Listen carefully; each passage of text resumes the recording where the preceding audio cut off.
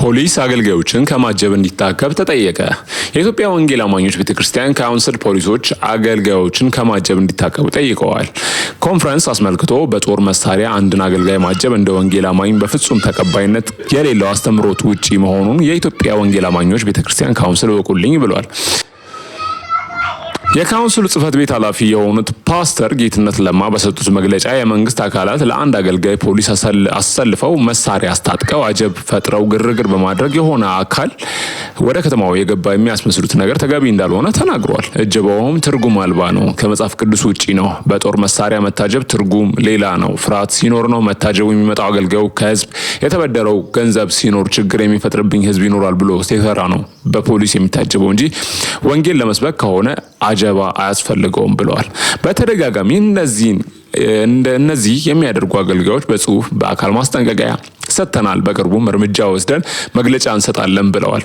መጋቢት 11 ቀን ነብይ እዩ ጩፋ ወደ ሐዋሳ ሲመጣ የመንግስት ፖሊስና ሙሉ ማርሽ ባንድ አቀባበል ማድረጉን መንግስትና ሃይማኖት የተለያዩ ናቸው የሚለውን የህገ መንግስት ድንጋጌ ጥሷል የሚል አነጋጋሪ እንደነበረ ይታወሳል። በዚህ ጉዳይ ነብይ እዩ ጩፋ ምን አለ? ከሱ ከአንደበቱ እንሰማለን። ሰላም የተወደዳችሁ የእግዚአብሔር ቤተሰቦች፣ ሰዓታችን የተለያየ ስለሆነ በሀገር ውስጥ ያላችሁ ጉድ ሞርኒንግ፣ ከሀገር ውጭ ያላችሁ ጉድ ኢቭኒንግ ብያችኋለሁ። ሰሞኑን አንዳንድ ሰዎች በአንዳንድ ጉዳዮች ላይ እያነሱ የነበሩት ጥያቄ ስላለ ከዚህ ጥያቄ ጋር ተያይዞ ጥያቄውን በጥያቄ ለመጠየቅ ነው ቀለል ባለ መልኩ የመጣሁት። አንዳንድ ሰዎች እንደ ጨዋታም ያነሳሉ፣ አንዳንድ ሰዎች ደግሞ ሲሪየስ አድርገውም የሚያነሱ ሰዎች አሉ። በመግለጫ መልክም መልእክት ላስተላለፉ ሰዎች ጥያቄያቸውን በጥያቄ መጠየቅ እፈልጋለሁኝ። በመጀመሪያ የማነሳው አንድ አገልጋይ ወደ አንድ ከተማ ሲገባ የከተማዋ ባለስልጣናት፣ ታዋቂና ዝነኛ ሰዎች፣ ባለሀብቶችም ጭምር ዌልካም ለማለት ለምንድን ነው የሚወጡት? ጥያቄው በጥያቄ ሲጠየቅ በምን አይነት ሰዎች ዌልካም እንዲባሉ ትፈልጋላችሁ? አንድ አገልጋይ ወደ አንድ ከተማ ሲገባ 7 እና 8 ፓትሮል ለምን ያስፈልጋሉ የሚል ጥያቄ የምታነሱ ሰዎች በባጃጅ ታጅቦ እንዲገባ ነው የምትፈልጉት? አጀብ ብላችሁ ሁከት የምትፈጥሩ ሰዎች ለመታጀብ ፈልጋችሁ ከሆነ እንድትታጀቡ የሚያደርግ ስራ መጀመሪያ መስራት አለባችሁ። ምንም ውስጣችሁ ላይ ሳይኖር ባዶ ቀፎ ሆናችሁ ለመታጀብ ማሰብ በጣም የበዛ ሞኝነት ነው። በመጀመሪያ የመንግስት ፓትሮል የሚወጣው ዌልካም ለማለት የሚወጣው የህዝቡን ደህንነት ለመጠበቅ ነው። ይሄ የመንግስት ተቀዳሚ ኃላፊነት ነው። በመቀጠል ደግሞ አምላክ የላከው አገልጋይ ወደ ከተማ ሲገባ ዌልካም ለማለት ነው የሚወጣው። የክርስቶስ አምባሳደር ይመጣል ተብሎ ማርሽ ባንድ ብቻ አይደለም ካላንደር ሁሉ ሊዘጋ ይችላል። በመጀመሪያ ደረጃ አንድ አገልጋይ ብላችሁ ንቀት በሚመስል መልኩ አገልጋዩን የምታነሱት ነገር ተገቢ አይደለም። ይሄ አገልጋይ ሲንቀሳቀስ ተሸክሞ የሚዞረው አንድ ትልቅ መንግስት አለ። እኔ ማምነው ከዚህ በኋላ ቪኤቶች ብቻ ሳይሆን በዚህ ዘመን የተፈጠረ ነገር ካለ ተጨምሮ አገልጋዮች ዌልካም ይባላሉ። ለመቀበል እንደምትቸገሩ ያውቃለሁ፣ ግን ኦፕሽን የላችሁ። አገልጋዮችን በንቀት አትዩ። አገልጋዮች የእግዚአብሔር ቃል አቀባዮች ናቸው። አገልጋዮች የእግዚአብሔር ምልክት ናቸው። አገልጋዮች የእግዚአብሔር ድምፅ ናቸው። ይህንን መልእክት ወደ እናንተ ሳደርስ ፕሮፌቲዩን ፕሮቴክት ለማድረግ አይደለም። እኔ ኦልሬዲ ፕሮቴክትድ ነኝ፣ ከለላ ውስጥ ነኝ። እንደገና ደግሞ ስለ ራሴ የሚከራከር ሰው አይደለሁም። እኔ የሚሰራው ስራ የማደርገው ነገር ሁሉ የተገለጠ ነው። ልትሸሽጉት የማትችሉት ነገር ስለተገለጠ ከመቀበል ውጭ ምርጫ የላችሁ። ከኋላ ለሚመጣው ትውልድ የምታስቀምጡትን ከርስ፣ የምታስቀምጡትን ቀይ ምልክት እንደማይቻል፣ የምትናገሩትን ነገር እንደሚቻል ለማሳየት ነው። ሙሴ ኢያሱን፣ ኤልያስ ኤልሳዕን፣ ጳውሎስ ጢሞቴዎስን እንዳበረታቱ ሁሉ እኔም የሚቀጥለውን ትውልድ ማበረታታት እፈልጋለሁ። በማስፈራራትና በማስጨነቅ ቀጥሎ የሚነሳውን ትውልድ ተስፋ ለማስቆረጥ የምትፈልጉ ሰዎች እኔ አለሁ። ከዚህ በኋላም ፊት ለፊት ቆሜ ለሚመጣው ትውልድ በር ለመክፈት ከፊት አለሁ። እግዚአብሔር ከትውልድ ጋር ይሰራል። እግዚአብሔር በትውልድ ላይ ይሰራል። የሚመጣው ትውልድ ትከሻው ከእናንተ ጋር እኩል አይደለም፣ በጣም ከፍ ያለ ነው። በአስተሳሰብ፣ በመረዳት፣ በእያንዳንዱ ብቃት የሚመጣው ትውልድ ራሱን የገነባ፣ ያነበበ፣ የተረዳ የእግዚአብሔርን መንግስት ጉዳይ በትክክል ጠንቅቆ የሚያውቅ ነው። አንዳንድ ሰዎች ዘመኑን በሚመጥን መልኩ መንቀሳቀስን እንደ ኃጢአት ያያሉ።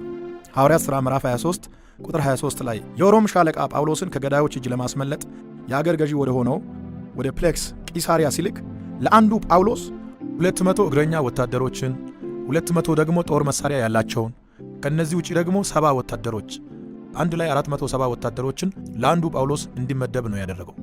ስለፈራም አይደለም፣ ችግር ስላለበትም አይደለም። ጳውሎስ በ470 ወታደሮች የታጀበው 7 እና 8 የመንግስት ፓትሮል ለምን ይመደባል? በዚህ ልክ መታጀቡ ለምን አስፈለገ የምትሉ ሰዎች ለአገልጋዮች መንግስታዊ የሆነ ፕሮቴክሽን፣ መንግስታዊ የሆነ ከለላ፣ መንግስታዊ የሆነ ዌልካም፣ መንግስታዊ የሆነ ጥበቃ ያስፈልጋል።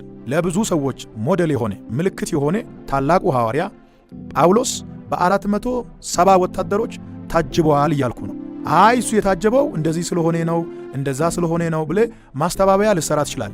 እኔ እያልኩ ያለሁት ለአንዱ ጳውሎስ 470 ወታደሮች ተመድበዋል እያልኩኝ ነው። ለሃጋሲሽን ቱልስ ያባብጦስ ሆነያሽ ኦይዱ ጤታን ላፑን ተም ወታደራይ እሲ ጳውሎስ አስ መዳበት ይዝጋይዳዳይስ የሮም ሻለቃ ለአንዱ ጳውሎስ 470 ወታደር እንዲመደብ ትእዛዝ ሲሰጥ ጳውሎስ ቪአይፒ ብቻ ሳይሆን ቪቪአይፒ እንደሆነ ስለሚያምን በዘመኑ የነበሩ የሃይማኖት መሪዎች አልተረዱትም። ይህ የሮም ሻለቃ ግን ተረድቶታል። አንድ በእግዚአብሔር ለተሾመ አገልጋይ ምን ያህል ክብር እንደሚገባ መንግስትና መንግስታዊ የሆኑ መዋቅሮች በተረዱበት በዚህ ጊዜ የቤተ ክርስቲያን መሪዎች አይናቸው መከደኑ ከምንም በላይ የሚያስገርም ነው። ጳውሎስ በ470 ወታደሮች የታጀበው በፈጠረው ተጽዕኖ ልክ ነው። አንድ ሰው ምንም አይነት ተጽዕኖ ሳይፈጥር አይደለም በወታደር በወፍም አይታጀብም። የምትፈለጉትም ሆነ የምትታጀቡት በፈጠራችሁት ተጽዕኖ ልክ ነው። ተጽዕኖ ፈጣሪው ደግሞ ጌታ ነው። ጌታ በእናንተ ውስጥ ካለ ከጌታ የተነሳ እናንተም ተጽዕኖ ፈጣሪዎች ትሆናላችሁ። በቅርብ ጊዜ በመስቀል አደባባይ እንዲያገለግል ከአሜሪካ ተጋብዞ የመጣው ወንጌላዊ ፍራንክሊን ወደ ኢትዮጵያ ሲገባ በጠቅላይ ሚኒስትር ደረጃ የዌልካም ፕሮግራም ተደርጎለታል። አይናቸው መብራቱን ነው የሚያሳየው። ወንጌልና ወንጌልን የሚሰብኩ ሰዎች በኢትዮጵያ ምድር የተገፉበት፣ የበታች የተባሉበት፣ የተናቁበት ዘመን ይበቃል። እግዚአብሔር ለወንጌልና ወንጌልን ለሚሰብኩ ሰዎች የክብር ዘመን እንዲሆን አድርጓል። ይሄ ማለት የእግዚአብሔር ክብር መጋፋት አይደለም። ቤቱ በዛ ፓትሮሉ በዛ የምትሉ ሰዎች እግዚአብሔር በአንተ ኮልኮሌ እንዲታጀብ ነው የምትፈልገው? እግዚአብሔር በፓትሮል የሚታጀብ አምላክ አይደለም። ፓትሮሉም ለእኛ ነው። እኛንን የምንታጀበው። ከዚህ በኋላ በምድር ያለው ነገር ሁሉ ለእኛ ነው። ሐዋርያት እንደዚህ አልለበሱም፣ ሐዋርያት እንደዚህ አልታጀቡም፣ ሐዋርያት እንደዚህ አይነት መኪና አልተጠቀሙም የምትሉ ሰዎች ሐዋርያት እኮ በዘመናቸው ከመርከብ በላይ ሌላ ቴክኖሎጂ የለም። አለ የተባለውን መርከብ ተጠቅመዋል። በእውነት እስኪ አንድ ነገር ሊጠይቃቸው፣ ሐዋርያት በዚህ ዘመን ቢኖሩ ቤት መኪና አይጠቀሙ ማለት ነው? ጳውሎስ ወይም ጴጥሮስ በእኛ ዘመን ቢኖሩ አውሮፕላን ተሳፍሮ አሜሪካና ካናዳ ሄዶ አያገለግሉም ብላችሁ ታስባላችሁ? ሁኔታው ከፈቀደና በዛ ላይ ከደረሱ ፕራይቬት ጀት ገዝቶ አይጠቀሙም ብላችሁ ታስባላችሁ? ብታምኑም ባታምኑም በኢትዮጵያ ምድር በራሳቸው ጀት እየተንቀሳቀሱ የሚያገለግሉ አደገኛ ሰዎች ይነሳሉ። የምታስተላልፉት መልእክት ተስፋ ከመቁረጥ ስሜት የመነጨ ይመስላል። ላስት ዊክ በሐዋሳ መስቀል አደባባይ የነበረውን ኮንፈረንስ ለመታደም በምናደርገው ጉዞ በሲዳማ ብሔራዊ ክልላዊ መንግስት እና በሲዳማ ክልል ወንጌል አማኞች አማካኝነት እንዲሁም በአጠቃላይ በከተማዋ ነዋሪዎች ወደ ሐዋሳ ስንገባ የተደረገልን አቀባበል ያስደነገጣችሁ ሰዎች ሰላም ናችሁ? ለማንኛውም ከዚህ በኋላ በሚደረጉ ክሩሴዶች ከዚህ የተሻለና የበለጠ ነገር እንደሚሆን እንዳትጠራጠሩ ከወዲሁ ማረጋገጫ ልሰጣችሁ ወዳለሁኝ። አገልጋዮች እግዚአብሔርን ካከበሩ እግዚአብሔር አገልጋዮችን ያከብራል። በሚታየውም ያከብራል፣ በማይታየውም ያከብራል። ቤቱ ምንድነው? አጀቡ ምንድነው? ፓትሮሉ ምንድነው? ወዴት እየደን ነው ያላችሁ ሰዎች ያው በሰዓቱ ወደ መስቀል አደባባይ እየደን ነበርን። ከዛ ውጭ የትም የሄድነው ቦታ የለም። ከሐዋርያት ዘመን በኋላ ያልተቀየረው ጌታ ብቻ ነው። ሌላው ሁሉ ተቀይሯል። ትራንስፖርቴሽን በል፣ አለባበስ በል፣ የኑሮ ዘይቤ በል፣ ሁሉም ነገር ተቀይሯል። ያልተቀየረው ወንጌል ብቻ ነው። እሲ ሲያሳይ ሃኒ ዲዲዮ ባይ በከመላሊያባ በእኔ አትዳ ኢርፋንያን ዝናግዬ እሷን ሜትታይ ዳቀግዬ አሳይ ጊ ዲዲዮ ባይ በታው ገለና ዘመኑ ሲቀየር ከዘመኑ ጋር ሁሉ ተቀይሯል። ቦልድ በሆነና ጠንከር ባለ መልእክት ተመልሼ እመጣለሁ።